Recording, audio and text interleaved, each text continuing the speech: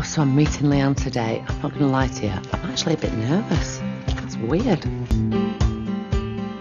I've took Tanya's advice. I've written a list of points I want to get across because it's really difficult, I think, when you're talking to somebody as strong-willed as Dawn, especially, to actually get all your words out without it veering off to another conversation. So I think I've done the right thing. Hi. Hiya. You alright? Yeah. Dawn's here, and although it's good to see her, it's like, am I going to get a fight on my hands here? Am I going to have to struggle to get my words out? Or is Dawn going to listen to me? I don't know. Oh dear. So come on then, let's chat. I won't say anything, I'll let you speak.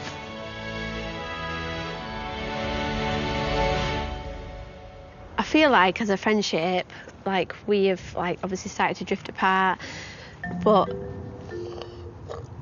I feel like you find it difficult. You found it difficult for me to have an opinion or disagree with what's happened, and because of that, I felt like you twisted this situation to make it look like somebody else has got the issue, like, oh, it's my issue that I've turned on you and you don't understand why, and you're not admitting the responsibility for what I'm saying. This is just a pinnacle of things that have happened that's got us to this point now. Like, I actually got a bit nervous because I was talking and she didn't retaliate, and I was thinking, what's happening here? I'm still speaking and I've not been butted in yet, and I kept having to refer to my notes, like, oh, one minute, you're not going to say anything about that. At first, I found it quite comical that Leanne was sat there with a notepad. But the more I thought about it, she's obviously got a lot of things that she wants to get off her chest and she doesn't want to forget. And I think if that's the way that you're going to remember everything, I'm totally fine with that. When we're together, you're picking, I'm irritating you, you know, like, can I explain, like, for example, like if it was me and I didn't really, and someone got on my nerves, you can sort of pick at someone, and I feel like for example, in the spa that day, I was just filling everyone in what had happened about Pika and Stacey. I've always really liked Stacey. You've always really liked her, you've never even known her. Well, I've known her for a couple of years through you. I've always thought she was quite a nice girl. When you remembered her name. Shut up, Leanne. And even you like saying, well, you haven't known her that long, and you haven't, I like sort of ignored it at first. And then... You didn't ignore it, you told me I'd chirped up and I'd not fucking said out all day. When I do retaliate, it's like you just put me down, like, oh, you've chirped up. The truth is, though, Leanne, you would never be put down by anybody because you're a strong person yourself. So it's not... Don't underestimate the power of your...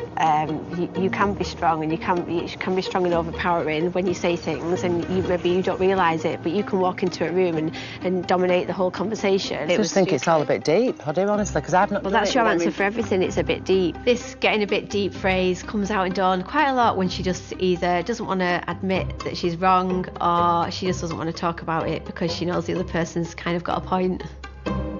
No, because I've not done it with bad intentions. About inviting people to a party, about Stacey's being deep about something else. It's like you come back with saying it's deep. Maybe I am irritating you. Maybe it is sometimes friendship change and I'm annoying you, or for all the things like I can't help the way I feel about you. I'm not gonna be slagging you off and digging you out to people because it's not my... But I've not digged you out and slagged you off. I'm not saying you have.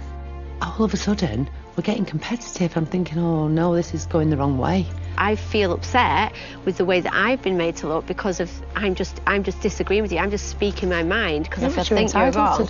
Yeah, which, like I said, I have done in the past, and I feel like that's like a pattern of things that's happened every time. Like I've spoke out and said, no, I think you're wrong. It's like I've been made to look like, oh, I've changed my personality. Leanne's totally like become a different person. I believe all good relationships are 50-50.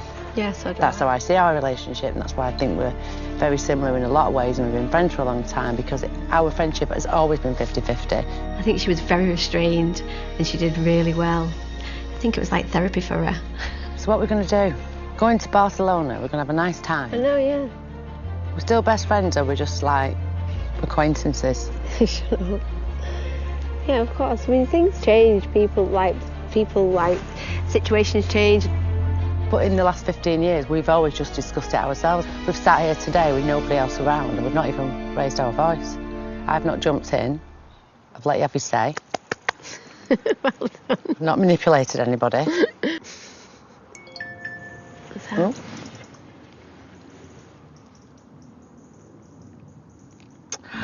Ah. Oh my God, oh my God. Look what I've just got on my phone. Oh, look. Hi, girls. Here he is. Oh. Ralph Bardsley. He is so cute. I am completely in love.